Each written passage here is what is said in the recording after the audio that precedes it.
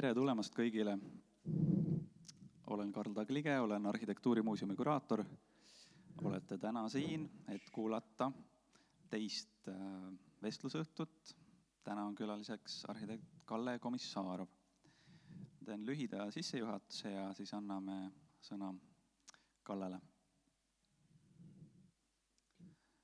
Plaanime täna jälle niimoodi, et kuni 1,5 tundi, et hiljemalt 7:45 on kindlasti otsad koos. Kalle peab lühiloengu ja siis pärast seda vestluse vormis arendame mõnda teemat veidi pikemalt ja anname kindlasti ka publikule võimaluse küsida ja kaasa rääkida. Sari Eesti arhitektid, mille avas märtsikuus Andres Alver,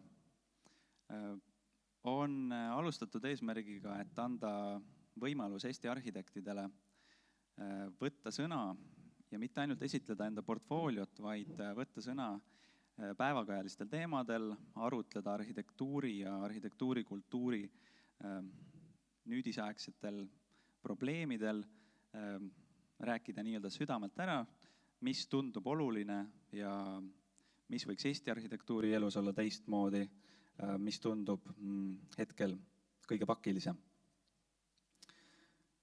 Siin kevadhooajal me plaanime maikuus teha kindlasti veel ühe loengu, võimalik, et juunikuus tuleb veel üks, et siis kevadhooajal kokku 4.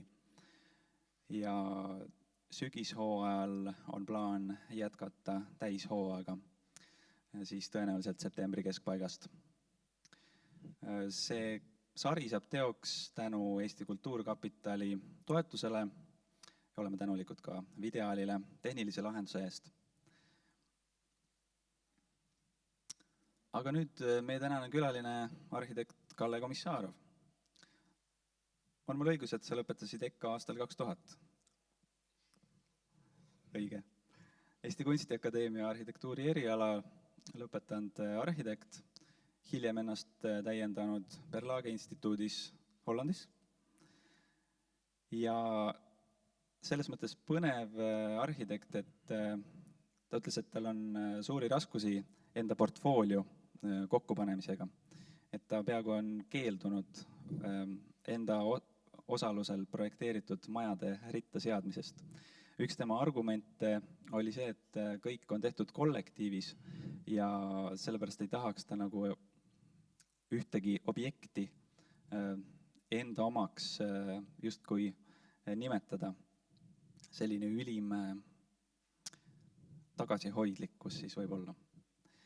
Aga samas on ta vabakutselise arhitektina teinud koostööd mitmete arhitektuuribüroodega, teiste seas 3+1 arhitektid ja nüüd hiljuti ka näiteks Kuu arhitektid.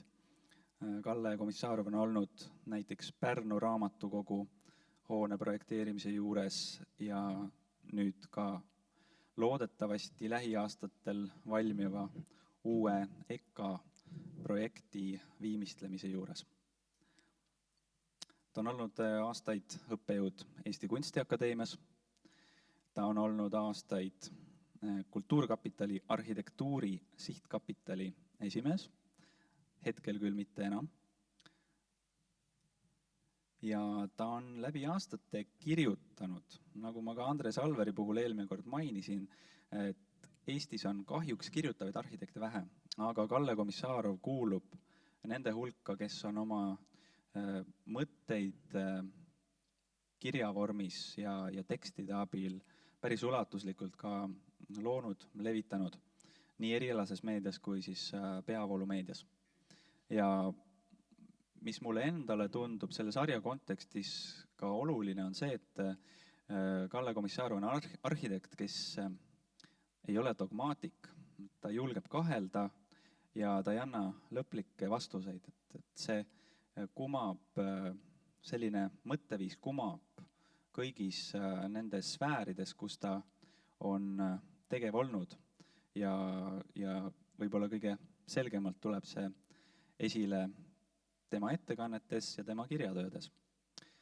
Kuulame, mis ta täna räägib ja kui palju kõhklusi ta täna õhku viskab.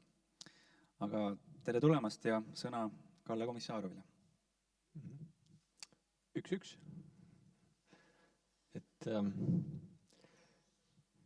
testime seda süsteemi, et proovin nüüd selle filmi ja elu võimalikult keeruliseks teha, sest ma liigun ilmselt tohutus kimbatuses siin prožektori valguses ja ma olen ka valmis trükkinud igaks juhuks, sest tihtipeale tabab mind täielik lukk, kui mind filmitakse. Aga igatahes see on tohutu kompliment, et sa kutsusid mind. Veel suurem kompliment, et leidus inimesi, kes tahavad seda meeldivat, ilusa ilmaga meeldivat õhtut siin pimedas ruumis jagada sinise valguse ja ilge kajaga. Aga no loodame selle pihitooli siis vähemalt selliseks meelelahutuslikuks teha, et noh, ütleme, see on tänane formaat on see akadeemiline meelelahutus. Palun, Katrin, tule ette. Vahet. No selles mõttes, et kogukond on nüüd illukene, et veel toredam on muidugi see, et on inimesi, keda ma ei ole kohanud, aga neid, keda ma tunnen, seda suurem rõõm on teid siin näha. Et Karl Taaks sõnastas selle loengu sihtgrupi nagu ruumihuviga muuseumi külastaja ja selle loengu eesmärgi kui sihukese, ütleme, deklaratiivse lühiloengu, mis esitab rohkem küsimusi ja kahtluseid. Et mulle see formaat väga meeldib ja mina otsustasin, et ma teen omakorda veel niisuguse vormilise nükke ja kasutan võimalust, et nimelt taustaks siis, et miks ma siia olen justkui kutsutud, on see, et mulle usaldati selle suve arhitektuurimuuseumi suure saali näituse koostamine. Ja näituse teemaks on projekteerimise ajalugu ja mõtlesin, et siis tänast kokkusaamist võiks kasutada nende ideede testimiseks. Ehk siis ma mõnes mõttes jälgin, kui ma nüüd näen vastu valgust, et kui krimpsude näod tõmbavad mingite mõtetega, et viskan õhtu kui hüpoteese, osad on täiesti pliiatsist imetud, osad on sulatõsi elust enesest. Aga noh, ma ei muidugi ütle, mis see on.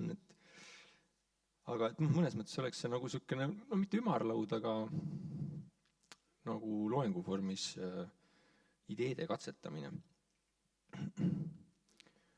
Ja tõesti siis, kui on nagu ikka täiesti jama kõlab, siis palun öelge mulle kohe, et see ongi minu tagasiside, et vaadata, kas see näituse ülesehitus töötab. Niisiis, nüüd sellest näitusest, et näitus on projekteerimise ajaloost. Et seekord näitus ei ole siis arhitektuuri ajaloost või arhitektide ajaloost, vaid on valdkonna näitus. Ja see research question on, et kuidas portreteerida elukutset või kuidas portreteerida valdkonda. Ja noh, ütleme, olgu, et ajalugu kirjutavad kuningad, aga siis mind huvitab väga isiklikul põhjusel igapäevapraktika. Osalt sellepärast, et ma ise praktiseerin arhitektuuri ja tahaks teada, et mis on see arhitektuur ja kuidas ta muutunud on. Ehk kui Toomas Tammis ütleb, et arhitektuur on see, mida arhitektid teevad, mis on ka õige, siis ma ei tahaks teha seda näitust läbi isiksuste. Et mõnes mõttes, et siis tekiks justkui nagu mingi deduktiivne loogika, et on olnud meister, õpipoist, mingid lineaarsed seosed ja justkui on lihtne jälgida neid ja projitseerida need tulevikku ja öelda, et et aga nii nagu tehti, ilmselt tehakse edasi ja otseselt nii ju ka käib, aga ma väidan, et see vääramatus või ettemääratus ei ole see ei ole nagu võib-olla kõige õigem, et rõhuasetus on muutunud. Ja meeleolukas sissejuhatuseks lasen ma natukene ühte EKE projekti 72. aasta reklaamfilmi mõne minuti. Ehk vaatlete siis, kuidas projekteeriti vanasti. Meie instituudi töö on kontsentreeritud nendesse 4 osakonda rajoonides ja keskus oma 4 osakonnaga asub Tallinnas. Instituudi põhiliseks ülesandeks on kindlustada meie kolhoosi ehitusi ehitusalase tehnilise dokumentatsiooniga. Me projekteerime tootmishooneid, elamuid, projekteerime tootmisbaase meie kolhooside vahelistele ehitusorganisatsioonidele ja samuti jätame kõrvale ka puhkevõimaluste loomist meie maatöötajatele. Selle töö tulemusena on 5 aasta jooksul meie instituut välja andnud meie kolhoosidele ja sovhoosidele umbes 4000 projekti. Ja peab rõõmuga märkima, et nendest 4000 projektist on peaaegu 2000 juba ka näinud ilmavalgust valmis ehitustena.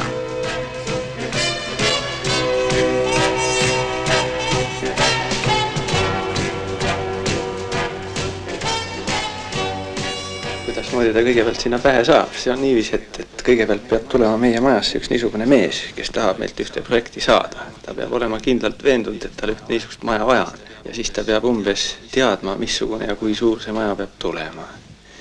Ja siis peab saama kokku lepitud üks koht, kuhu see maja peab saama ehitatud. Ja siis kõikidest nendest konkreetsetest tingimustest lähtudes, siis hakkab see mõte siis peas käima kindlasti.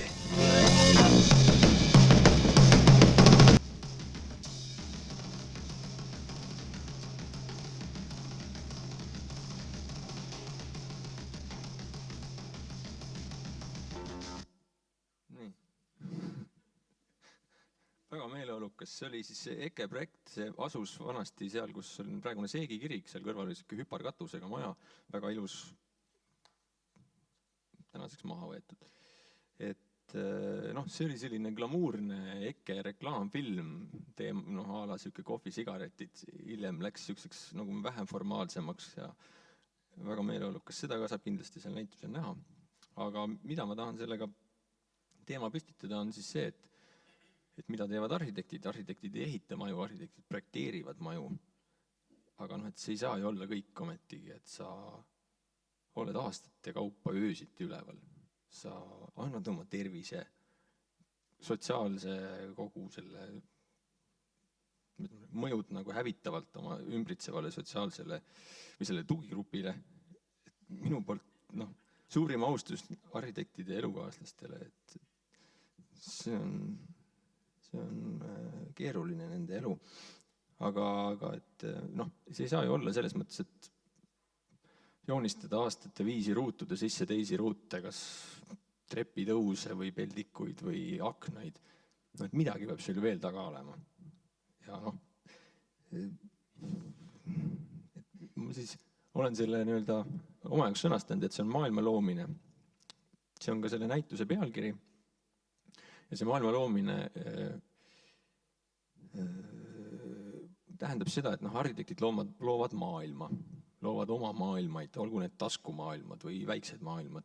Et otsene kriitika ju kohe, et aga arhitekt ei ole jumal. Ei olegi. Me kõik teame seda, et ei ole jumal. Aga ta teeb neid maailmaid ja see on loomisrõõm, mis meid seda kõike tegema minu meelest ajab. Ja see on selline ajatu. Nii kaua, kui seda loomisrõõmu on, tuleb arhitektuuri teha, kui ära lõpeb, siis ei pea. Või ükskõik mida teha. Aga ütleme ajalooliselt on arhitekt olnud, vaatan, kas see läheb edasi, nagu te kõik teate, arhitekt on olnud ehitusmeister. Tänases mõttes oli ta nagu objektijuht, see oli see, kes objektil pani paika, kus on kraana. Ta tõi töömehed sinna, markis neile palka, otsis materjalid, kõik tarneprobleemid olid arhitekti teha. Ja teda kutsutigi ehitusmeistriks. Siin on see kreekakeelne sõna.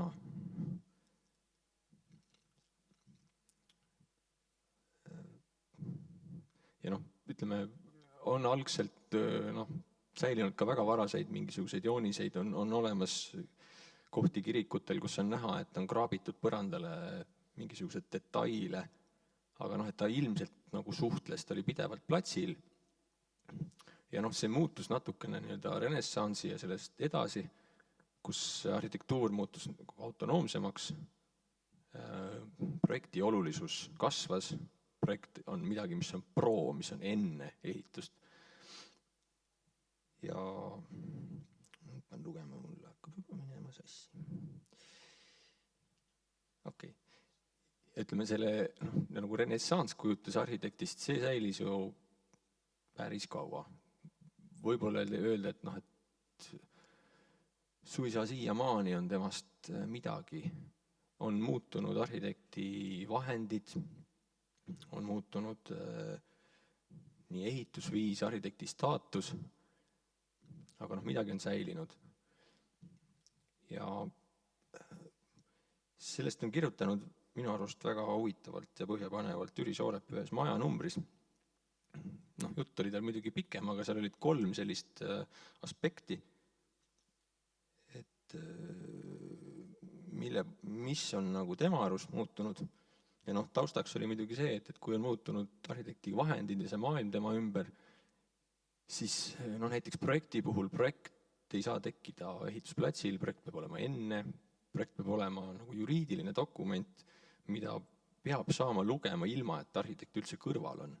Ja kui arhitekt tahab midagi hiljem muuta, siis see on õudusunenägu, see on hea, kui arhitekt ei satukski sinna objektile. Et see on see nii-öelda reaalsus. Ja ma arvan, et see, mida Jüri Soorep välja toob, et on nii-öelda vahendid muutunud, on ehitusviisid muutunud ja on see arhitekti positsioon muutunud, et mina olen see viimane inimene, kes ütleb, et see halb on. Et muutused ongi täiesti loomulik seisund, see peabki muutuma ja me peame selles nagu lähtetingimused on muutunud, et me peame kohanema sellega. Ja üks põhjus on kindlasti see, et ega meie sellisel kujul maailm hakkab nagu täis saama, et kui mingid katastroofe ei tule, mis on prognoosimatud, siis ilmselt edaspidi on meie kõigi töölaudadel järjest rohkem ümberehitusprojekte ja rekonstruktsioone ja juurdeehitusi ja selliseid väikseid kohandusi. Et oleme ju nii-öelda liikunud antropotseeni, nagu hiljuti saime lugeda, kus inimese mõju on maailmale väga suur ja tuntav ja üleüldine.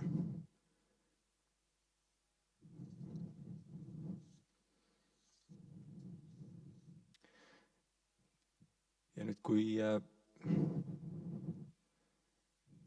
aga samas, eks ju, on ei kaosa arhitekti kutse tõenäoliselt niipea. Võime vaadata selliseid keskkondi, mis justkui füüsiliselt on juba kaua kesknud, näiteks Itaalia. Itaalias on teada, et seal on väga suured arhitektuurikoolid, seal koolitatakse väga palju arhitekte. Suurusjärgud Milanost tuleb võib-olla 400 arhitekti aastas või see on 100. Ja mida nad siis reaalselt seal tegema hakkavad, ega väga vähesed ilmselt jäävad projekteerima ja need, kes jäävad, need tegelevad selle majade vahelisega, kas mõtestades seda, tehes teooriat, ajalugu või disainides seda. Et see, mis nagu kiiremini muutub, sellega saavad nad paremini nii-öelda tegeleda. Aga üldine see freim on ju paigas. Ja minu arust ei ole see tegelikult üldsegi halb tulevik, et me oleme siiamaani ju projekteerinud nagu ekstensiivselt, et võimalikult palju, võimalikult kiiresti, laialt, et kui see nüüd asendab sellise intensiivse projekteerimisega, ehk siis nagu kvantiteet võiks ju kvaliteediga asenduda, et mis selles halba on. Ma vaatan, mis edasi läheb. Ja siis teine punkt, mis sellest maailma loomisest ja arhitekti vahendite muutusest tahaks välja tuua, mis on ka nagu hüpotees nüüd, et samamoodi muutub maailm. Meie ümber muutuvad siis arhitekti vahendid ja ma väidan, et see seos on nagu mõlemasuunaline, ehk siis see vahendi muutus muudab ka tegelikult seda loomingut, seda, mida arhitekt teeb. Et kui nagu tagasi minna mõned 10 aastat, hea näide, et noh, te teate Robotroni lauda, see oli selline suur, seal liikus selline joonlaud, mis tegi krõkk, kui teda keerata. Ja kui see siis nii-öelda laiemalt levis Eestile ka, Ida-Saksas toodeti neid, kõik projekteerimisinstituutid üks hetk ostsid selle, siis noh, oli seal väga suur mõju minu arust arhitektide loomingule, et ütleme, et selline representatsioon väga palju läks aksonomeetriasse. Näiteks siin on Tiit Kaljundi Spocki maja, noh, see on lihtsalt välja toodud. Majadele tekkisid need piirdeaedadele või nende, kus ma ütlen, sissepääsude juures tekkisid hästi palju sellise kujuga neid piirdeid, kus olid siis ristid, see on ka Rahvusraamatukogus, kus iganes. Ja selline 45 kraadi hullus noh, jõudis lõpuks nagu füüsilisse maailma. Ja see on minu meelest, kas Mart Kalm rääkis, et kui ta oli pinninud Raine Karpi, et miks need pagana linnahalli trepid ikka nii järsud on, siis Raine Karp oli niimoodi nihelenud, et noh hea, aga see joonlaud, see ja oli nagu siukse nurga all, sest ta tegi. No see on familiaarne, aga no, kui seda niimoodi ajaloos järgida, siis noh, võib tuua ju näiteks selliseid seoseid, et kui saabus Photoshop, siis sisuliselt sellise nagu välisfassaadi kujundus lahknes lõplikult hoone konstruktiivsest loogikast. Jean Nouvel sai teha selliseid maalilisi fassaade, mis absoluutselt ei järginud seda, mis seal sees on. Ja hiljem, kui saabus siis arvuti, tekkisid ütleme, suuremate niisuguste andmemahtude liigutamise võimalus, alguses hulluti kuhugi ploobidesse ja hiljem on see nagu jälle materiaalseks läinud, aga vaevalt, et kellelgi oleks tulnud pähe, kes seal EKE projektis laua taga selle kalkulaatoriga arvutas, et näiteks sellist puitkonstruktsiooni, nagu siin muldriku otsas kükitab, et nagu seda teha lihtsalt vabast ajast. See on, et see vahend jõuab ikkagi ruumi ja vahend mõjutab seda, mida arhitekt teeb. Aga ütleme, nagu vahendi muutus on, et siis kuidas see arhitektuur muutub. Ja siis jälle üks järjekordne väide, ütleme, inglise keeles on seda niimoodi huvitav teha, et inglise keeles arhitektuur on architecture, kui me selle lõikame pooleks ja vahetame küljed ära, siis sellest ehituskunstist saab äkitselt nagu the texture of arhi ehk alustruktuur. Et see ei ole tekstuur, see ei ole nagu dekoratsioon, vaid see on nagu mingi lähtealus, lähtetingimus. Kui, ma ei tea, vaipa koetakse, et siis seal on see lõime.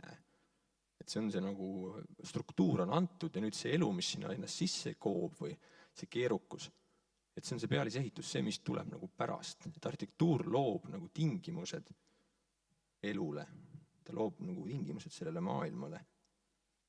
Ja selline arhitektuur ei pea olema absoluutselt mahuline. Sükene nagu ta on, või isegi mitte ruumiline. Et arhitektuuri mõiste on laienenud ja mõnes mõttes on rõõm seda nagu ka keeleliselt näha, et kui sõna arhitektuuri kasutus näiteks Eestis, ma ei tea, ajakirjanduses, on ka samamoodi laienenud. Tulete meelde Äripäeva artiklit, võib-olla lugesite, kes on Estonian Airi pankroti arhitekt. Mis on süsteemi arhitektuur? Kirjutate Wikipediasse architecture, esimesed 100 000 on võib-olla nagu mahulist arhitektuuri, aga siis hakkab tulema süsteemi arhitektuuri. Mis on arvuti arhitektuur? Mis on olemas seaduste arhitektid? Et igasuguseid sõnu saab sinna ette panna. Kindlasti on haldusreformil arhitekt, kindlasti on Rail Baltical oma arhitekt, kes ei ole arhitekti haridusega, aga ta loob selle alustruktuuri. Ja me võiksime isegi nagu teha katse, et nagu liidame selle arhitektuurile mingisugused tegelikult täiesti lambist sõnu ette, no ma ei tea. Ise ma mõtlesin, et kui on räägitud nagu arhitektuuri ekspordist, see ei kippu üldse vedama, siis aga äkki vahetaks need sõnad ära, et oleks ekspordiarhitektuur ja uuriks seda ekspordiarhitektuuri, et kuidas eksport tegelikult töötab. Ja siis oleksime targemad ja saaksime ka arhitektuuri ekspordiga tegeleda. Et neid sõnu saab täiesti vahetada ära, minu pärast kõik valdkonnad või elualad võivad mõelda, mis on nende arhitektuur, ma ei tea, mis on meditsiini arhitektuur või mis on kooli arhitektuur, mis on pedagoogika arhitektuur, et mis on see alustruktuur, see architecture. No näed, just, mis on armastuse arhitektuur, on. Et ja selle loogika järgi on arhitektuur on nüüd täiesti mitte lahustunud, aga ta on nii laiaks tõmmatud, kõik võivad olla arhitektid, kõik saavad teha arhitektuuri. Ja mul on siiras usk selles mõttes arhitektuurse mõtte elujõulisusse. Et mis asi on arhitektuurne mõte, et see on nagu sünteesiv, üldistav lähenemine. Et see ei ole mitte ainult ruumiline, aga see on mingisugune teadus, sest teadus võtab kokku, analüüsib ja teeb järelduse. Aga arhitektuur võtab selle sama asja kokku, aga ta teeb projektsiooni, ta teeb projekti. See on projekt, see on nagu stalker viskab selle kivi valge linaga kuhugi tulevikku ja vaatab, et mis temaga juhtub, tuleb või tule. Selles mõttes arhitektuur, ta ei ole nagu teadus, et ta on ikkagi omamoodi ja sellel nägemisel või sellel lähenemisviisil on väga tugev omapära, võib-olla eelis, ei tea. Ja võime minna veel laiemaks, ütleme, et see on arhitektuurne mõte, aga et mis jääb arhitektuurist alles, kui sealt lahutada nüüd nagu veel rohkem, ütleme, et ajalooliselt on arhitektide tööpõllult lahknenud, ma ei tea, maastikuarhitektuur ja sisearhitektuur ja kindlasti ka konstruktiivne projekteerimine, hiljem, ma ei tea, võime öelda, et planeerimine, siis lahknes akadeemiline ja praktiline arhitektuur, arhitektid põhimõtteliselt selline ehituslik arhitektuur on võimalik jagada eraldi nagu valdkondadeks, igal valdkonnal tänapäeval on juba mingid eksperdid, kes on kaubandust projekteerinud, te võite pärast vaielda, härrad, et on ju olemas kaubanduseksperdid, et kui palju te siis seal nagu õigepoolest sõna saite. Aga ja siis ütleme, kui me lahutame, teeme tõputult lahutustehteid, mis me siis alles jääb, et ei jää selline nagu alltöövõtja, arhitekt, olgu siis, ma ei tea, halvemal juhul nagu see Tsaero Polo, kes käis siin tegemas loengut, ütles, et tal on jäänud ainult fassaad. Ma arvan, et see ei ole õige lähenemine. Et ma usun selles mõttes, usun nagu arhitektuuri mõtte jõulissusse ja usun ka selle arhitektuuri autonoomiasse. Ütleme, kas läks ära. Et sellist arhitektuuri autonoomiat on akadeemilises vallas, USA-s kindlasti pikalt on selle üle mõtiskletud, olgu see Eisenman, Kipnis, on ka varasema või hilisemaid projekte, võib-olla radikaalsemad on isegi see Aureeli, mis ta A-koolis teeb või Dogma firma alt. Aga see on küsimus, mida peab küsima või isegi kui teil vastust ei ole ja eesti keeles võib-olla ei ole ka sõnavara, aga sellest tuleb rääkida. See on nagu oluline. Nii ja kui ütleme nüüd arhitektuuri on erinevat, arhitekte on erinevaid, siis tahaks veel kolmanda teemana sisse tuua selle, et arhitektuuri tegemist on väga erinevat. Indrek Peili ei paista siin, siis ma võin teda taga rääkida. Indrek Peil hakkas doktoritööd kunagi tegema. Rein Raud oli ta juhendaja, eks ju. Mul läheb kogu Eno Rauaga sassi. ja teemaks oli tal erinevad arhitektuursed praktikad ja noh, Indreku mõttes oli see, et ta teeb libretto tselluloosi kombinaadi alale, mingi ooperi libretto. Jumal teab, kuhu ta jõudis, aga noh, algus oli võimas. Ja noh, ta uuris neid arhitektuurseid praktikaid. Noh, ma jälle ei tea, mis ta mõtles, aga mulle see sõna meeldis. Praegu Toomas Paaverit ka ei ole. Nii. Toomas Paaver hakkas ka tegema magistritööd või doktoritööd praegu. Ja tema on samamoodi, tema pealkiri on nagu public architect. Noh, ta ei julge seda tõlkida, sest siis see kõlab nagu avalik arhitekt, mis talle ei meeldi. Aga ta põhimõtteliselt uurib ka nagu arhitektuuri, noh, erinevaid arhitektuurseid praktikaid, et mis ta siis õigupoolest on, mida ta teeb. No ta teeb seda selle loomedoktori programmi raames, noh, iseendast. See on teine asi, kas see on doktori valdkond või ei ole. Aga see arhitektuursed praktikaid jäid mind kummitama ja minu meelest ma olen nagu alateadlikult otsinud ja katsetanud siis selliseid arhitektuuri äärevaldkondi. Ja noh, ma arvan, et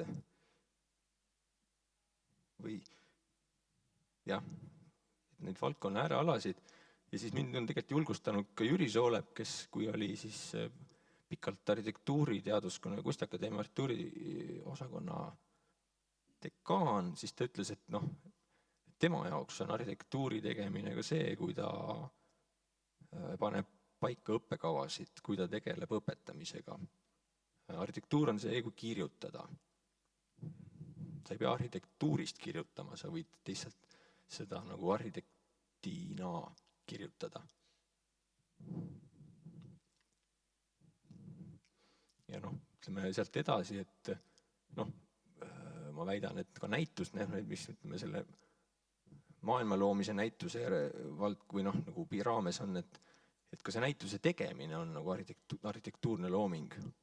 Mitte see, kas see on ruumi looming, aga selle ülesehitus on nagu arhitektuur. Ja noh, see on minu arust väga nauditav.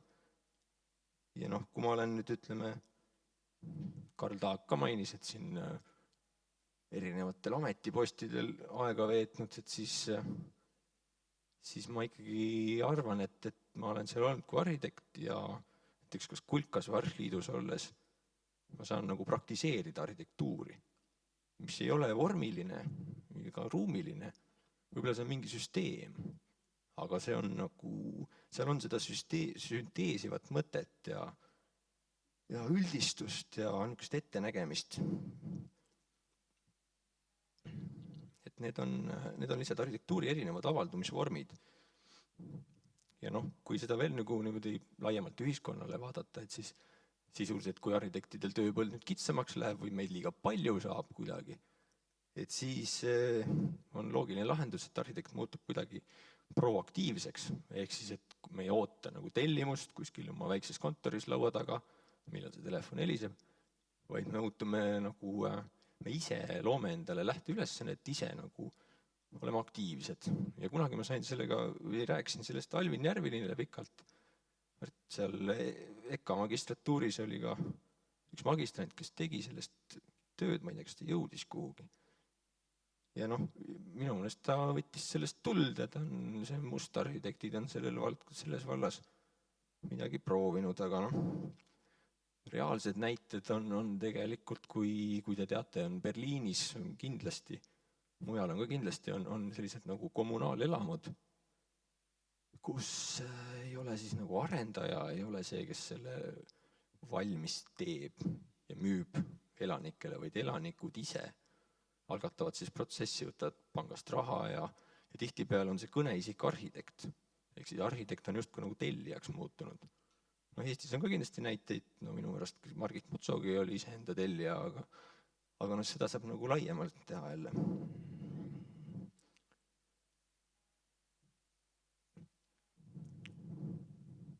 Mõtlen, kas on veel midagi, millest ma ei ole rääkinud. Aga küsi äkki midagi, kuule. Jõuame vestluseni. No kui ma ei taha selles mõttes otse tõmba kokata, et siis oleks nagu mingi valmis asi. Aga teeme siis mingisuguse mitte vahekokkuvõte, aga võib-olla just selleks, et sind segadusse ajada ja juhtida kõrvalrajale. Me tuleme nende teemade juurde tagasi, millest sa rääkisid, aga ma esitaks sulle mõned kiirküsimused. Kas ERM ehitati valesse kohta?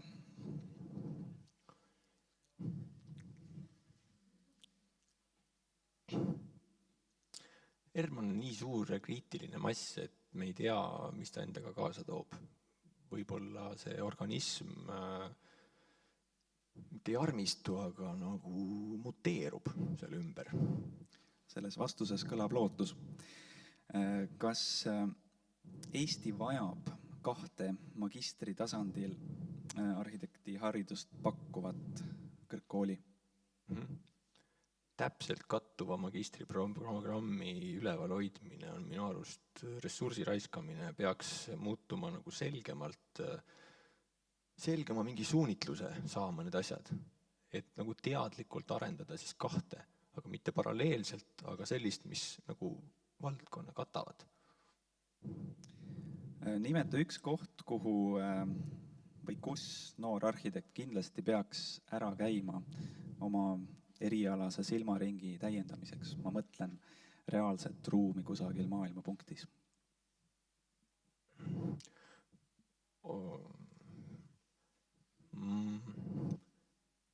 Ma ise, millest ma puudust tunnen, on sellised reaalselt hetkel kasvavad keskkonnad. Ma tean, Ott on käinud igal pool välismaal, mina ei ole käinud, ma olen pildi pealt näinud.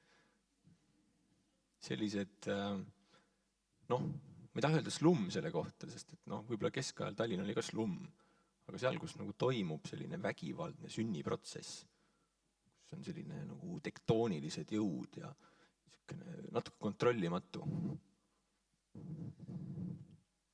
Et mingis mõttes selline kaootiline areng isegi, et mis ei ole täpselt planeeritud, struktureeritud. Aga üks küsimus siia plokki veel, et hästi aktuaalne. Sa ise lühidalt mainisid ka siin seda tänavust Veneetsia biennaali ja seda Balti paviljoni. Ma küll aiman vastust, aga ma ikkagi küsin, et kas see Balti paviljoni projekt sel aastal tegeleb arhitektuuriga? Kas see on arhitektuur, mida nad käsitlevad? Kuidas ma mainisin seda? Siin lõpus, nagu üldiselt selle autonoomsuse teema või? Et tegeletakse suurte küsimustega. Suurte küsimustega, jah. Ei tea, seda peab vaatama minema, mis seal on. Ma pole selle projektiga väga kursis, ma ei tea. Hästi. Aga sa kirjeldasid oma ettekandes ühest küljest arhitekti sellist igapäevase töö muutumist ja teiselt poolt siis ütleme selle arhitektuuri mingisuguse kõva sisu või distsiplinaarse niisuguse ütleme siis idee või mõttekultuuri teisemist ka, et minu jaoks need on nagu kaks olulist tasandist, mis on vaja eristada, aga mis omavahel on kindlasti tugevalt põimunud. Et sa justkui eitasid seda, ütleme siis isalt poegadele ja pojapoegadele edasi antavat niisugust nagu, kuidas öelda, genealoogilist arhitektuuri liini või jätkuvust. Et miks sa sellele nii vastu oled, et kas seal taustal on mingi selline persooni heroiseerimise ja glorifitseerimise vastasus või kuidas sa põhjendaksid seda? No, siin on hästi palju tasandeid, osad isiklikud, osad väheisiklikumad. Ma olen teise põlve arhitekt ja me ise aga mõlemad praktiseerime, aga samas meil ei ole väga palju arhitektuurist üksteisega rääkida, sest me lihtsalt tegeleme, valdkond on nii palju lai, et mina aktsepteerin seda, mis tema teeb, ilmselt ma loodan, aktsepteerib seda, mida ma teen. Aga et sellist nagu, see valdkond on nii lai ja see maailm on nii huvitav, et selles mõttes tasub nagu igalühel ise uurida ja muidugi ma olen isikukultuse vastane, rikutud selline sotsiaaldemokraat, ma ei saa.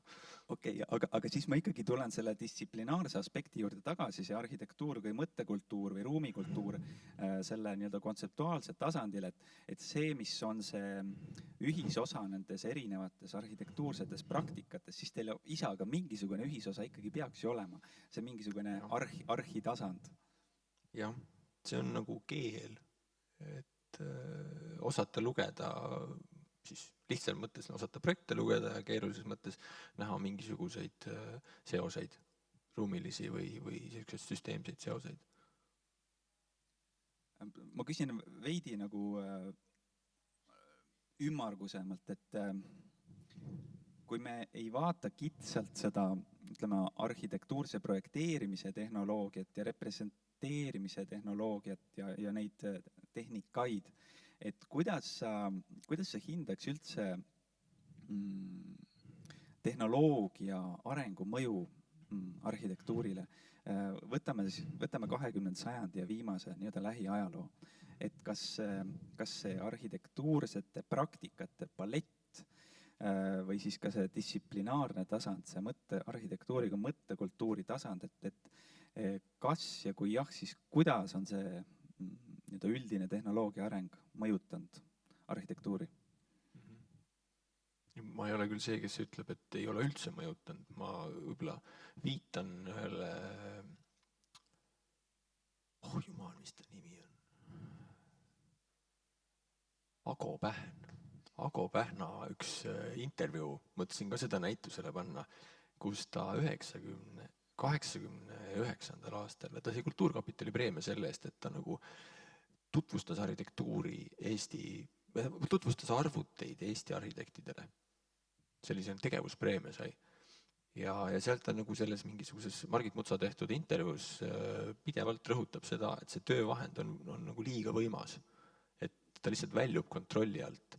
Ehk siis ükskõik, mis sa teed, toona olid need programmid, ma ei tea, Archicadi mingi versioon 2 või. Et need kõik projektid olid selle programmi nägu. Sa võisid nagu selles mõttes võtta need projektid ja öelda, mis programmiga see tehtud on. Ehk siis see vahend, mediumist message, vahend juhtis tegelikult. Et muidugi tehnoloogia mõjutab arhitektuuri igal tasandil, mitte ainult selle projekteerimises, aga see, mida siin konkreetselt masinad õues teevad. Ja loomulikult peab olema kõigega kursis, kui me ei ole kursis, siis see lihtsalt sõidab meist mööda. Aga tuleb hoida sellist distantsi ja siit võib-olla minu selline sümpaatiaga manuaalsetele praktikatele, et tuleb nagu vallata tegelikult mingisugust tööriista, mis on nagu selline primitiivne või brutaalne, näiteks pliiatsit. Et joonistamine on hästi oluline, sest see ühendus, tütre pliiats, roosa, et see ühendus on palju ühesem see, kui see käiks läbi selle vahetum kogemus. Mõni aeg tagasi tegin intervjuu sisearhitekti ja disaineri Deno Velbriga ja tal oli umbes samal teemal selline hea lause, et kõik see tehnoloogia areng ja digiarhitektuur on tore küll, aga sirget joont peaks oskama tõmmata. Seesama, et oma käeline oskus on oluline. Aga ma tuleksin võib-olla nüüd nende, ütleme siis, sa kirjeldasid seda ka, et arhitekt võib tegeleda erinevate praktikatega. Ma tean, et näiteks osadele keeletoimetajatele see sõna praktika käib närvidele, et ma ei tea, kas eesti keeles on välja mõeldud mingi hea vastaja sellele sõnale, aga ütleme siis see on tegevusviis või tegutsemisviis või tegevusala, et teatud viis teha mingeid asju. Aga mulle endal see praktika sõna meeldib ka, et arhitekt tegeleb erinevate praktikatega. Aga okei, et tavaline inimene võib-olla tõesti kujutab ette, et arhitekt ehitab maja, aga sa tegid selle täpsustuse, et arhitekt projekteerib. Okei, üks põhitegevusi on projekteerimine. Sina oled hea näide sellisest arhitektist, kes on tegelenud väga mitmekülgselt erinevate asjadega. Sa mainisid kirjutamist, siis sama, ütleme, administratiivne töö, olgu see erialainstitutsioonides või ametnikuna, näiteks linnaarhitektina. Sina küll ei ole olnud linnaarhitekt, aga ka sellised arhitektid on olemas. Siis ütleme see sotsiaalse proaktivismi suund, et on nii-öelda rohujuure tasandi arhitektid, siis ma tooksin veel välja, et on et keda mina olen nimetanud laborarhitektideks, et nad teevad enamasti akadeemiate juures oma eksperimentaalseid projekte, mis jõuavad heal juhul väikse paviljonini ja siis nad liiguvad juba uutele aladele edasi. Ja siis seesama, et sa ise kehastad siin praegu kuraatorit ka, arhitekt kui kuraator, et siin tuleb juba kokku 6 või 7 tükki neid, et ma küsiks niimoodi isiklikult, et kuidas sa need asjad omavahel oled tasakaalus hoidnud ja mis see ühisosa ikkagi on, et kas see viib tagasi sinna selle arhitektuuri distsiplinaarse idee juurde või on see midagi muud? See on niisugune hea küsimus. Me ei mõtle seda praegu välja, aga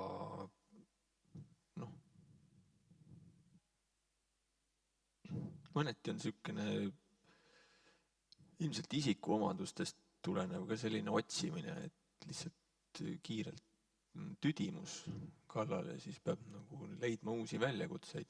See on niisugune lihtne põhjus. Aga ma ei tea. Ühesõnaga vaheldus on oluline. Nojah, aga see ei ole see põhjus. See on nagu praegu ma vingerdan. Ma pean mõtlema, ma ei oska, see on nii keeruline küsimus. Okei, tuleme konkreetsemate asjade juurde. Mis ma alguses jätsin mainimata, on see, et sa oled äsja valitud Eesti Arhitektide Liidu asepresidendiks ja sa vastutad võistluste ja hangete valdkonna eest. Sa oled juba varasemalt on DAL-is seotud arhitektuurivõistluste või arhitektuurikonkursside temaatikaga ka. Aga mul on sulle põhimõttelisem küsimus, et hakka võib-olla kaugemalt peale, ütleme, mulle endale on tundunud, et EAL, mille ajalugu on väga pikk, täidab siiamaani või kujutleb, et ta täidab Eesti arhitektuurimaastikul hästi mitmekülgset rolli. Et minu jaoks on seal suur, või mitte suur, aga ütleme, et need erinevad rollid teataval määral on vastuolus. Et ühest küljest võiks Arhitektide Liit olla selline, ütleme siis eriala ametiühing, mis kaitseb arhitektide õigusi, tegeleb kutseküsimustega ja nii-öelda valdkonna kitsamate huvidega, aga ometi on võib-olla selle sama ajaloolise, kultuurilise, ütleme siis loo või selle tausta tõttu Arhitektide Liidul siiamaani ka selline tugev ühiskondlik ambitsioon korraldada ja suunata mingeid protsesse. Et milline su enda nägemus on sellest, et kuidas need kaks suunda, see avalik huvi ja siis võib-olla see kitsam arhitektide erahuvi seal ühe liidu raames peaks nagu majutatud saama? Jah, räägin oma poolt natuke pikemalt siis, et Eike Ermanniga vestlesin Kunstiakadeemia sisearhitektuuri osakonna tulevikust ja mida nad seal teevad ja ta tõi välja selle, et kui arhitektid 90-ndatel sellise uue süsteemi käigus kiirelt profileerusid sellistest pikkadest ridadest, kes täitsid kellegi teise tellimust, mehe, kes teadis, mida ta tahab ja kuhu seda tahab ja muutusid nagu aktiivseks ühiskondlikuks hääleks, siis sisearhitektid Eigi poolt arvates seda ei teinud, vähemalt mitte nii intensiivselt. Ja see, mida nad seal sisearhitektuuri osakonnas justkui praegu proovivad teha, on siis anda sisearhitektidele mingisuguseid töövahendeid või sõnavara, et nad muutuksid nagu aktiivseks, nagu see proaktiivseks või et nad oleks nagu sekkuvamad. Ei ootaks kontoris seda telefonikõnet. Et mina arvan, et Arhitektide Liidu niisugune roll sisaldab kõiki neid osi ja veel rohkem, kui sa oled nimetanud. Ta on kindlasti niisugune ideaalis selline nagu ühiskondlik platvorm, kus kus arhitektid saavad oma muresid ja probleeme edastada ja nad esindab neid. Aga ma ütleks isegi, et just eelmise selle arhitektide liidu esimehe või presidendi Indrek Kalmani ajal, kui olid mingid väga sellised nagu põhimõttelised ja keerulised küsimused, siis igal juhul arhitektide liit nagu reageeris ja tänaseks on ta roll tugevam kindlasti, kui võib-olla veel enne Indrekut oli. Ja ma arvan, et seda ei tasu üldse mitte käest lasta ja seda rauda tuleb taguda kuni selleni, et ega loodus tühja kohta ei salli, et kui on pikalt räägitud riigi arhitektist ja seda nagu väga komplekssete protsessidega tulemusel ikkagi nagu on pigem rohkem vastuseisu, siis arhitektide liit peaks selle riigi arhitekti rolli endale võtma. Ta peakski olema selline, kes nagu kõige lahemal tasandil suunab, sekkub ja toetab mingisuguseid protsesse. Et seal kas on nagu arhitektide või loomeliidu liikmete ühiskondlikud või isiklikud huvid, need nagu sublimeeruvad kõik selle ühise asja nimel. Et ma arvan, siis leiab küll ühise keele. Aga see kõlab ikkagi sellise avaliku huvi eest seisjana rohkem, et siis kas sa näed, et ma ei tea, kas arhitektuuribürood või Eestis on väga palju ühe mehe büroosid ka, et kas siis oleks vaja nagu kõrvale teist institutsiooni, mis tegeleks nende arhitektide, ütleme siis, äri- ja erahuvide kaitsega? Vaata, arhitektuur on selles mõttes, kui ministeerium jagab loomeliitudele loometoetuseks raha, seda antakse loomeliidu liikmete arvu järgi ja kunstnike liidul ja teistel on see äärmiselt oluline, see on selline sotsiaalne projekt ja mis aitab paljudel lihtsalt eksisteerida, siis arhitektid on sellised, kes on tasustatud nagu teist süsteemi pidi, ehk siis nad on nagu reaalselt üks MTR-is registreeritud rida ja see on nagu siuke majandustegevus. Ehk siis meie ei ole, selles mõttes nagu me ei vaja nagu loometoetust, aga me loomingu tegemiseks kindlasti vajame. Ma unustasin ära, mis sa küsisid. Ma unustasin ise ka ära, mis ma konkreetselt viimasena küsisin, aga teeme ühe pausi, ma tahan sult küsida veel Kultuurkapitali kohta ja ma tahan küsida arhitektuurivõistluste ja nende kultuuri ja muutumise kohta. Sa küsisid seda, et kas nagu ärihuvide pärast, see peaks nagu eraldi veel, et ei, ma arvan, et see ärihuvid ongi nagu igapäevaselt kaetud. See on nagu selline metsik võidujooks, mida kõik teevad, aga see liit nagu ühendab nagu selliseid üllamaid mõtteid. Seal ei ole minu arust, et see arhitektide erahuvi on, või tähendab, ütleme, nende ärihuvi on kuidagi katmata või. Ma arvan, et see on nagu ma näen seda komplekssemalt. Pigem oli küsimus, et kas arhitektide liit peaks sellega tegelema. Teil on olemas büroomanike sektsioon, ma ei tea, kui aktiivne see on, aga need on kõik väga olulised, sest Katrin võib kindlasti mind täiendada, et tähendab arhitektide liidu peaaegu 400 liikmeline koosseis, et seal pidevalt tekib näiteks ka juriidilisi mingeid nõustamisküsimusi või selliseid seadusandlikke probleeme ja need puudutavad nagu samamoodi ka mingit ärilisi ettevõtteid, et see on nagu, ma olen seal nüüd paar kuud toimetanud ja ma ei ole ikka veel aru saanud, see on nii keeruline. See on nii palju asju, et see on uskumatu, millega see kontor tegeleb, Ingrid, kus sa oled. Ma ei saa aru, mis töökoormus see on. Ühesõnaga, väga paljudel erinevatel rinnetel tegutsete, aga ma annaks praegu publikule võimaluse küsida. Kas meil on kolmas mikrofon ka? Et kas on Mait siin ka? Kas sa saad Mait tulla mikrofoni ja transportima? Kas meil on publikus praegu kedagi, kes soovib küsida midagi? Härra Siinma, palun lühidalt ja hästi konkreetne küsimus. Väga lühidalt ja väga konkreetne. Arhitektiks sobivuse kohta. Kes üldse inimestest võiks mõelda, et minust võiks tulla arhitekt? Ma toon ühe niisuguse väikse vihje. Me laulame meeskooris, tähendab, ja meil on seal 2 venda, kellel on absoluutne kuulmine. Ja tihti nad ütlevad, et kurdi raske on laulda. Läheb alla ja nemad ei saagi lasti laulda. ja noh, samas, kui ma eelmine kord siin küsisin Alveri käest, kui ta oli, et noh, seesama, Alverist ma seda ei saanud küsida, ühel uus okupatsiooni mälestusmärk kuulutati välja. Ma küsin, et kuidas te garanteerite, et niisugust jama juhtu, nagu juhtus seal meie selle vabadussambaga, et me peame garanteerima, et ikkagi asi nagu toimiks.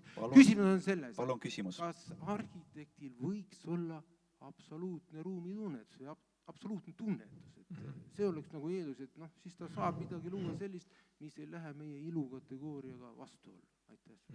Absoluutse ruumitunnetus. Ja ei, ma universaalseid põhimõtteid nii ei usu, et see arhitekti amet on väga kogemuslik ja see on selline treenitav, et üks osa kuulmist on treenitav.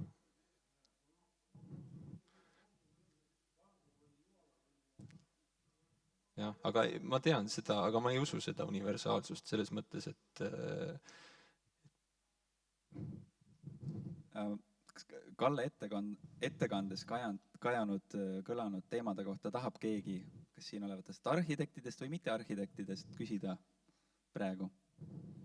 Teil on publikus nii mugav, teil on hea, meil on niisugused prožektorid näos, eks ju, teil õudselt mõnus on passiivselt. Aga Ott, kuule, kui sa käid seal välismaal keerulistes niisugusest keskkondades, kas see, mis me näeme seda niimoodi turvaliselt ajakirjast vaadates, kas see annab edasi seda täit pilti või see, või see on nagu selline roosas-sinine fetiš lihtsalt? Ott Kadarik, palun. Hallo? Tervist. Ei anna. Oleks minu vastus. Et see on siis veel keerulisem? Või ta ei ole üldse nii ilus? Kuidas võtta? Minu jaoks on väga ilus. Aga ega sellest muidu aru ei saa, kui sinna ikka kohale lähed. Mul õnnestus nüüd Mihkel ka saata sinna slummi. Ise läksin katki, pidime koos minema, aga siis Mihkel käis üksi Mumbais. Ja see on mingi asi, millest siinpool ei olegi üldse võimalik aru saada. Isegi käies mitte, sest et seal sa oled see kufo ja suhteliselt anonüümselt jalutad sealt läbi, aga ilmselt elades on see Tõnis Kimmel vist elab kuskil mõnes neist, et tema käest sa saad võib-olla parema vastuse. Aga kui sa näiteks Elva žüriis ütled, et väikelinna keerulisust peaks nagu toetama ja väärtustama eraldi, ja sa tood näiteks selliseid keskkondi, et siis sa ikkagi mõnes mõttes ju arvad, et see on oluline osa, näiteks arhitektidel võiks olla teada neid keerulisi asju, näha neid keskkondi. Ja paraku ma olin selles žüriis ainus, kes peale Ralfi sellest aru sain, et võib-olla sina ka said aru. Aga... Mina sain aru, sellest ma küsingi praegu. Minu arust oli see paras ikaldus, mis juhtus seal. Seda ma ei küsinud su käest. Võib-olla täpsustate, millest jutt käib, mis konkursist jutt käib? Eesti Vabariik 100 programmi raames on avaliku ruumi võistluste seeria. Kuskil 10 võistlust on juba olnud, need on väga edukad, on väga palju osaletud, on võimalust noortele arhitektidele palju nagu reaalseid tellimusi ja need enamusti puudutavad selliseid väikelinnu Eesti mõttes ja nende siis selliseid olulisemaid keskväljakuid või tänavaid ja tihtipeale tuleb see küsimus nendes žüriidis esile, et kas see Eesti Vabariik 100 programm on nagu selline tulnukas Tallinnast tulnud turist, kes jääb seisma ja tahab pilti teha, või on see selline nagu koha pealt ikkagi mingi intentsioon ja mis neil tegelikult vaja on. Ja selle vahel on olnud vahel žüriides nagu selliseid dialooge või konflikte. See on tegelikult hea teema, et tulla arhitektuurivõistluste juurde, et praegu tundub, et võistlused toimub nii palju ja ma ütleks jälle kriitilise noodina selle, et Eestis on nii vähe arhitekte, et tundub, et osalejaid on nagu väga vähe, aga ometi mingil põhjustel neid asju väljapoole välisriikidesse ei kommunikeerita, et miks see on selline protektsionistlik või siseturgu kaitsev lähenemine, et on palju konkursse, ometi nende kvaliteet kannatab, kuna bürood ei jõua osaleda. Ja see on väga dramaatiline küsimus, me Arhliidu võistlustöögrupis sellega pidevalt toimetame, nagu üks kõige radikaalsemaid on siis eile lõppenud Viljandi Eesti Vabariik 100 võistlus, kus oli 2 tööd tuli, ehk põld on nagu ära kurnatud. Aga siin mai keskel toimub kohtumine Helsingis, kus siis Põhjamaade arhitektuurivõistluste töögrupid kokku saavad ja nagu mina kavatsen nende käest ka küsida, et miks nad oma turgu kinni hoiavad, sest et see on Euroopast üldine, et riigihanked, mis ületavad mingi piiri, on rahvusvahelised, aga need on kõik oma maa keeles. Ja noh, selles mõttes sa võid osa võtta, aga siis sul peab olema mingisugune partner või mingi tudeng, kes oskab seda keelt. Et jah, see suhtumine on selline protektsionistlik, täiesti riigi kinnisvara koridorides liikudes on see, ei ole siin, noh, nad ei tee sellest saladust ja üks põhjus on kindlasti see eelmise nii-öelda võistluste buumi ajal, kus olid nagu suured rahvusvahelised võistlused ja võitsid ka rahvusvahelised bürood, siis see hilisem töö on olnud väga piinarikas. Et nüüd alles äsja vist Toomas Pucheriga jõuti mingisugusele kokkuleppele selle muusika ja balletikooli projekteerimise edamises jätkamises. Aga noh, see võistlus oli vist 10 aastat tagasi. Jah, see oli üks buumi ja vilju, et palju asju on sellest ajast muutunud, et see 2008. aastal kulmineerunud majanduskriis oluliselt mõjutas ka arhitektuuri valdkonda. Et aga võistluste osas, et ma küsiks üldisemalt, kuidas sa näed üldse arhitektuurivõistluste tulevikku, et noh, on teada, et arhitektuurivõistlustel on neid toimub väga erinevas formaadis, on suured avalikud võistlused, on kutsutud võistlused, on eri formaadis eelkvalifitseerimisega, ühesõnaga siin ei ole mõtet väga detailidega minna. Aga ütleme, et arhitektuurivõistlus kui selline, et kas sellel on tulevik ja kuidas sina näed, et kas see on pigem, ütleme, ühiskondlikult tähtsate hoonete puhul või võib see ka, peaks võistlused toimuma ka nagu väiksemate, vähem tähtsate hoonete puhul? Kuidas see areng Eestis võiks lähitulevikus kujuneda? Siin on see konflikt sees, et arhitektuurivõistlus on kohutavalt ressursimahukas. See on nagu siin suuremad võistlused, mis on olnud, ma nüüd Helsingi selle, mis see kunstimuuseumi võistlus oli, Guggenheimi, seda ma ei ole arutanud, aga natuke aega tagasi oli Stockholmis üks raamatukogu juurdeehituse võistlus, Asplundi raamatukogu, ja seal osales vist 500 tööd. Mõlemal olid üle 1000. Olid üle 1000, jah. Ja siis, kui sa lööd need töötunnid kokku, reaalselt näiteks nädal aega või palju tehakse või 1,5 nädalat, siis see on nagu ühe inimpõlve või ühe inimea pikkune aeg, mis pannakse magama lihtsalt. Ja aga nagu ütleme, et see majanduslikult mõeldes on täiesti mõttetu. Aga ometigi see arhitektuurivõistlused on nagu kultuur, ta on klassikaliselt öeldakse, et see on võimalus teha seda, mida sa muidu igapäevaselt teha ei saa. Okei, see on üks võimalus seda sõnastada, aga ütle veel, mis on võistluse põhiväärtus? Mida annab võistlus? Mis ta nagu ideaalis annaks? Tellijale, miks seda nagu üldse populariseerida ja miks ka Armoron Arhitektide Liit seda nagu toetab ikkagi nagu võistluste tegemist, on see, et saadakse sellisel avalikul platvormil nagu mitu erinevat ideed, ehk see on niisugune läbipaistev ja see on selline parima tulemuse nimel. Et mitte, et nüüd, mõnes mõttes on see läinud teise äärmusesse, et kõik avalikud objektid peavad olema arhitektuurivõistlus, mis tähendab seda, et need, kes osa ei võta, näiteks väga prestiižsed bürood või väga prestiižsed arhitektid, et siis tegelikult näiteks Okaslauk ei võta riigihangetest osa ja siis ühtegi Okase maja ei tule. Et see on niisugune põhimõtteline otsus ja see on ka vale, et nii ei tohiks olla, et me välistame mingid ja siis ütleme need näiteks hinna või mingisugused parameetrid on, millele lõpuks on võimalik ainult Eestis 3 suurt bürood on Amholt, Tari ja ma ei tea, Sirkere Mall, eks ju. Ja siis nende alt peavad arhitektid tegema, see on vale.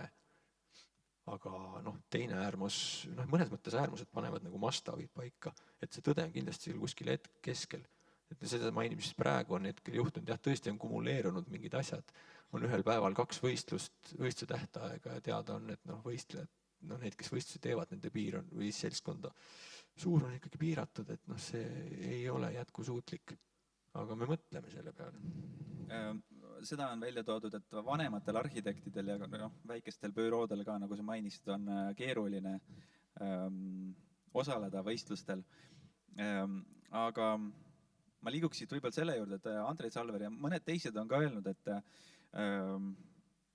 Eesti aktiivses arhitektuurielus vanemate põlvede arhitektid osalevad väga vähe. Kas sina tajud seda probleemina ja kas ka uute hoonete puhul võidaks vanemate kogenud Eesti arhitektide oskusi ja kogemusi rohkem kasutada?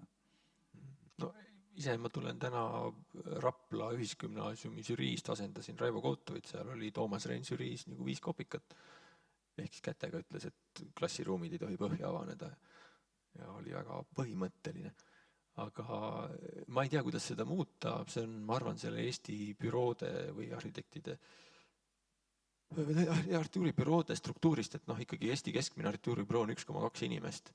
See tähendab seda, et seal mingisugust on ühe mehe büroo, ühe inimese elu ja seal ei toimu mingisugust karjääri või mingi kellegile pärandamiseks, kui sa võtled sellised USA näiteks 200-500 töötajaga, kus sa ikkagi tõused karjääriredelilt ja ühe eluaja jooksul sa ei jõuagi sinna üles, sinu laps jätkab ja siis läheb edasi. Et sellisel juhul on võimalik neid kaasata, aga kui nad jäävad selliseks nagu üksinda, siis nad sisuliselt aktiivsest projekteerimiselust väljuvad. Ja arhitektuur on selline tegevus, mida sisuliselt peab iga päev tegema. Muidu see ei ole tasemel, see on nagu viiuldamine või kirjutamine. Või õpetamine. Aga ütleme niimoodi, et buumi aastatel, siin 10 aastat tagasi tuli hästi tugev noorte arhitektide põlvkond, kuna hästi palju oli tööd, hästi palju oli tellimusi ja oli ka tellijad nii avalikus kui erasektoris olid avatumad, võib-olla isegi erakordselt avatud mingitele uuematele eksperimentaalsetele ideedele.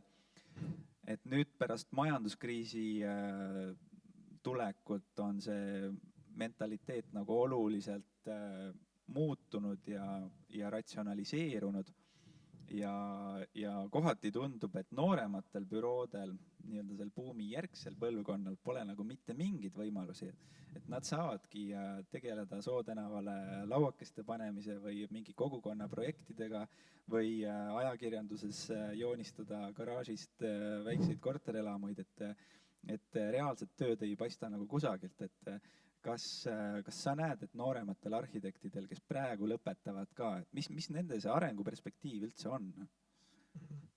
Sellistes stabiilsetes ühiskondades on ju nii, et sa sisuliselt pead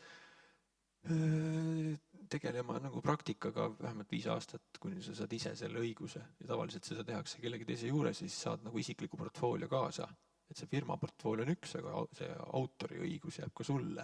Ja siis, kui sul on piisav portfoolio, sa oled sealt, tõmbad need kliendid üle, siis saadki sa nagu selle stardiplatvormi.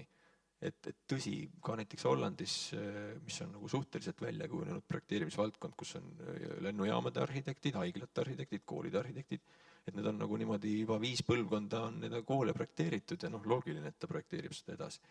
Siis kui sa täitsa nullist hakkad pärast kooli bürood tegema, siis on sul eramud ainult. Et see, mis Eestis toimus siin tõesti 2000-ndatel, siis see oli nagu erakordne, et mõnes mõttes sellises ebastabiilses olukorras igasugu kalad ujusid. Aga see on mõnes mõttes vääramatu, et see ühiskond stagneerub, stabiliseerub, ta määratleb ennast mingite seadustega. Et see on selline protsess, mis on nagu ühesuunaline. Et mina arvan, et noored arhitektid peaksid tegema kõiki asju. Tegelema erinevate arhitektuursete praktikatega. Üks asi, mille kohta ma kindlasti tahtsin küsida, on sinu kogemus Kulkas. Sa olid Kulka arhitektuuri sihtkapitali esimees. Ja ma tahan sult küsida niimoodi, et milline on, Kulkal on ju erinevates valdkondades paberile pandud põhimõtted, need küll ajas muutuvad, aga nad on ikkagi kirja pandud. et põhimõtted, mille alusel teatud projekte toetatakse või teatud tegevusi. Et milline on nende paberile pandud põhimõtete ja siis seal reaalselt koosoleku laua taga istuvate persoonide see isikliku nägemuse vaheline suhe. Et kuidas on, et see on, põhimõtted on paberil, aga siis koosoleku laua taga mõni kõvahäälsem liige äkki ütleb, et see on õige projekt, see saab. Kuidas see reaalselt on? Väljapoole see ei paista. Räägi natuke sellest. Jaa, see on kindlasti jälle üks müüt, mida ma tahan siin kummutada, et kõigepealt arhitektuuri sihtkapital on kõige väiksem sihtkapital kultuurkapitalis ja ta saab arvuliselt kõige vähem taotlusi ja tal on kõige vähem raha jagada. Ehk see protsent, ütleme, palju meilt küsitakse ja palju meil reaalselt ressurssi on, see on halvematel juhtudel on see nii, et küsitakse 2 korda rohkem, kui raha on. Aga minnes kunsti sihtkapitali on see vabalt 3 korda suurem. Ja ma ütleks, et minu perioodil ma hoidsin sellist liini, et me olime, ma nägin seda, et need taotluste arv ei ole suur ja tihtipeale isegi on nagu kahanes mingi hetk, kuna seal muutusid mingid protseduurireeglid ja ma nägin selles nagu ohtu ja põhimõtteliselt see sihtkapital elab ainult tänu nendele taotlustele. Ehk kui meilt taodeldakse, siis on meid vaja. Nii kui need nagu taotlused ära kaovad, nii kaob ka sihtkapital ära. Ja selles mõttes me peame olema nagu kohutavalt tänulikud, et need taotlejad üldse meie poole pöörduvad. Päriselt. See nii on, sealt poolt vaadates on see sinu olulisus saab nagu sellega mõõdetud, palju sul on siin taotlusi, palju sind nagu oluliseks peetakse. See on nagu fond, kultuurkapital on fond ju. Ja selle taotluste tase, eks ju, omakorda määrab siis selle, milline on meie arhitektuuri elu. Et siin on see suur küsimus, et palju on strateegiat ja palju on taktikat, palju määratlevad kultuurkapitali põhimõtted sellised, milline on Eesti arhitektuuri elu või kas see sihtkapital on taktikaline ja iga kord vaatab, et mina püüdsin juhtida seda seltskonda niimoodi, et oleks äärmiselt kaalutletud ja õiged otsused, aga need oleks iga kord vaadataks nagu taotlusele otse näkku. Et selline tavapraktika kulkas on see, et võetakse tulpadena ja on näiteks see, et sul on kirjastustegevus ja kui see ületab näiteks eelmine kord soovitud kirjastustegevuse hulka, siis tehakse sealt. Aga me kindlasti vaatasime niimoodi, et kui oligi mingi hetk, oli rohkem raamatuid sooviti teha, siis see oli nagu võimalus. Et seal ei olnud limiiti. Ja see oli ikkagi, ma ütleks, et see on niisugune taktikaline sekkumine. Et jumal teab, kas see nüüd teistes sihtkapitalist kehtib, aga et see mida sa nagu sihtisid, et kas me vaatame ja suuname salaja arhitektuuri seda suurt vedurit, Eesti arhitektuuri elu, siis ei, see on hoopis vastupidi. Püüame teda aidata. Et selles mõttes sina väidad, et Kulka sihtkapitali nagu otsest oma, kuidas öelda, arhitektuuri elu korraldamise visiooni ei ole, et need põhimõtted, mis on kirjas, on pigem sellised korralduslikku poolt, administratiivset poolt puudutavad. Ja, me ütleme, need viisid, kuidas me saame mõjutada arhitektuuri elu, on tegelikult palju väiksemad, et me saame näiteks luua mingisuguse stipendiume ja siis rõhutada ühte või teist valdkonda, aga algatasime kriitikustipendiumi ja väliskriitikustipendiumi, aga see on nagu 1-2 inimest, see ei ole nagu valdkond, ehk siis meie need hoovad on tegelikult oluliselt väiksemad. Nii, nüüd ma annaks veel kord publikule võimaluse küsida. Hea võimalus Kalle Komissarovilt küsida, kes on tegelenud väga mitmes vallas. Annaks Katrin Koovile võimaluseks. Maidult tuleb kohe mikrofon. Ma vahepeal ütlen, et sellel Guggenheimi võistlusel siuke New Yorgi arhitektuuri ajakiri nagu Gloog, et seal oli üks Guggenheimi eri ja seal löödi need töötunnid kokku. Kaasa arvatud trükimaterjalid, USB pulgad ja kõik, et see ei ole ka väga siuke ökotegevus suurte arhitektuurivõistluste korraldamine. Mul on selline küsimus, et sa oled palju rääkinud lähemale, okei. Strateegia ja taktika omavahelisest suhtest, nende erinevast viisist ja võimest mõjutada elu. Et mulle tundub, et Eesti Vabariigi ajal on arhitekti tegevus järjest enam muutunud taktikaliseks, aga arhitektide unistus on alati tegeleda strateegiatega, selle alusstruktuuri loomisega, eks ju. Siin on nagu olemuslik vastuolu soovide ja tegelikkuse vahel. Et kuidas sa näed, et missugune institutsioon või tegevusviis praegusel hetkel on kõige lähedasem sellele ideaalile ehk sellele strateegilisele enese väljendusviisile või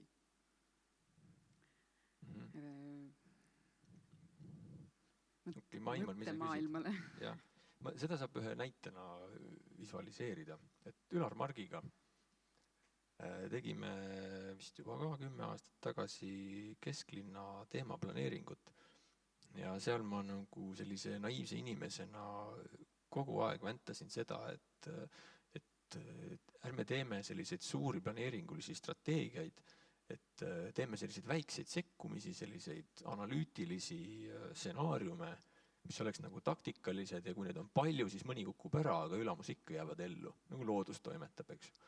Ja siis Ülar targema inimesena ütles, et sa ei saa ilma strateegiata.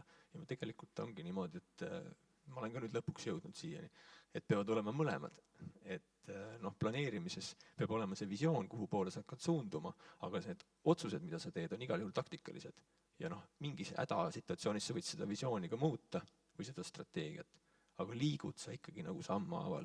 Sa tead, et sa pead sinna poole minema. Strateegia tähendab seda, kui sa paned silmaklapid ja ei võta nagu üldse mingisuguseid sisendid sisse. Et näiteks, et meil on reidi või see Põhjaväil, 15 aastat oleme tahtnud Põhjaväila teha, nüüd me teeme reiditee ja mind ei koti, kes seal kuradi köhib. Aga kui sa nagu kuulaksid, siis sa võib-olla muudaksid oma eesmärki. Et ma ei saa öelda sulle seda organisatsiooni vormi, mis töötaks niimoodi ideaalselt. Aga mingi tegevus peab seda viisi minema. Kalle, sina oled, ma saan aru, selle niinimetatud kaasava planeerimise ja kaasava arhitektuuri tulihingeline pooldaja. Et kuidas sa vaatad praegu Eestis nendele protsessidele, et kuidas seda küsida, et kas olukord on läinud paremaks võrreldes 10 aasta taguse ajaga ja teistpidi, et kuhu oleks vaja veel edasi areneda erinevate huvigruppide kaasamisel? Et see kaasamine on ka see, et see nõuab tegelikult minu arust mingit sõnavara laiendamist. Et ei piisa sellest, et ütles nagu kaasamine, siis sa pead ütlema, kas sa oled selle poolt või vastu. Et erinevates mingites protsessides on nagu erinevat kaasamist ja näiteks laste puhul, kui sa küsid laste käest, mida tahavad, nad tahavad arvutimänge mängida ja magusat süüa. Ja kui sa nüüd võtad nagu selle sisendina ja kaasad neid, siis on see neil hävitav ju. Tegelikult nad peaksid jooksma õues ja sööma porgandit. Et see on nagu, ja ma arvan, et seda sõnavara peaks nagu laiendama, kindlasti on sellest juba räägitud ka ja et selleks nagu üldine lipukiri kaasamine, jah, muidugi, aga küsimus, kuidas? Ei tea. Et ja tasub olla kriitiline alati, et Markus Miisen on vist üks kultuurikriitik, kes on kirjutanud sellest kaasamise ohust ka. Et see on selline lipukiri, millel on tihtipeale 2 teraga mõõk. Et igat juhtumit tuleb vaadata eraldi ja see lähenemine taktikaliselt. Taktikaliselt, just nimelt. Hakkan vaikselt otsi kokku tõmbama. Ma ikkagi tahaks, et sa räägiks natuke majadest ka. Oma kogemus, need kaastööd, ütleme siis, mis sa oled teinud erinevatele büroodele. Räägi mõni tore seik või põnev lugu mingi konkreetse maja tegemisest, mida võib-olla publika teaks. Kas või see sama Pärnu raamatukogu? Seal oli võistlus 99, eks? tead, selle projektide puhul on see lugu, et mul on tunne, et need on nagu niisugused Wittgensteini redelid, et kui sa oled selle läbi käinud, siis mõnes mõttes sa oled sellest nagu üle saanud. Need on tihtipeale väga õudsed füüsilised pingutused, kõik need projektid. Need on nagu äärmine kontsentratsioon ja kui seda sa pead tegema aasta või poolteist, on see väga kurnav. Et selles mõttes miks sa alguses ütlesid, et ma ei taha üldse millestki rääkida, mingist projektidest. Üks on jah tõsi see, et ma ei oska öelda projekti, mis ma oleks ainult üksi teinud, sest et igal juhul on siis kas tellija, kellega me seda koos tegime. Või siis on see suurem seltskond. Suurte majade puhul on tihtipeale see projekteerimise tiim, kõik eri osadega kokku, nad võivad 50 inimest olla ja kus sa võtad selle õiguse, et sa nagu esindad kõiki. Aga naljalugud, issand jumal. See sama kaasamise teema on, et see on niisugune tundlik piir, et üks oli see laste kommi ja porgandi näide, teine on see, kui pereema ei suuda otsustada, kui kõrgel on duširuumi aken ja siis, kui sa seda juba 15 korda muudad vastavalt sellele, et kas üks päev ta tahab, et ta oleks nagu nii kõrgel ja teine päev ta ei taha ennast näidata, et siis on ka see kaasamine, et kus see piir läheb. Aga tuleb olla niisugune taktikaline. Taktikalised valikud. Hästi, viimane võimalus. Kas on kellelgi tekkinud mingi küsimus veel, mida saaks küsida? Edina, oled sa siin? Ütle seda, kommenteeri sisearhitektuuri osakonna poolt. Kas see, vaata sa kuulsid, ma ütlesin selle Eigi kommentaari, et sisearhitektid võiksid olla nagu, et kas sa tunned ka seda või? Ja muidugi ma rääkisin, tere, olen Edina. Ma rääkisin ka sellest Eigiga ja ma olen väga sellest poolt, et jah, meil oleks vaja ka rohkem proaktiivne olla. Aga see peaks nagu palju kaugelema näitada, nagu ainult nagu ideega nagu välja hüppata. Tegelikult ma õpetan juba päris ammu akadeemias ja nüüd ma sain aru, et tegelikult see oli sellest, et meil on vaja nagu palju sügavamalt vaadata ja meil on vaja nagu aru saada, kuidas seda ruum toimib ja see lihtsalt me istume ja ma ei tea nagu pahasti olla mitte kellestki, aga olla üks niisugune report, mis ma lugesin, kus oli küsitud, et kas on tõsi, et see on niimoodi, et sisearhitektid töötavad miljonäärtele kõige rohkem. Ja vastus oli kuidagi niimoodi, et jah, tegelikult on. Et kui me tahame seda vältida, siis on vaja nagu palju sügavamale mõelda, mis me teeme. Okay. Kas see aitaks, kui sisearhitektide liit liituks arhitektide liiduga?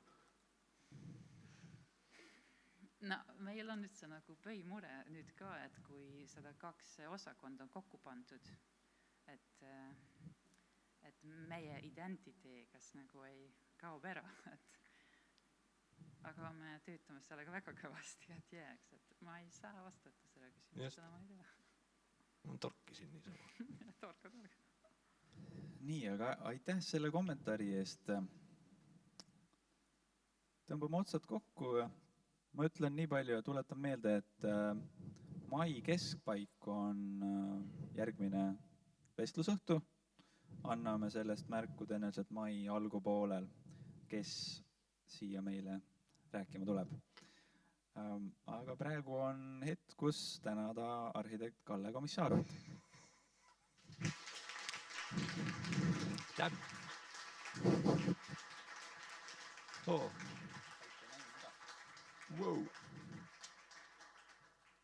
Suur tänu tulemast!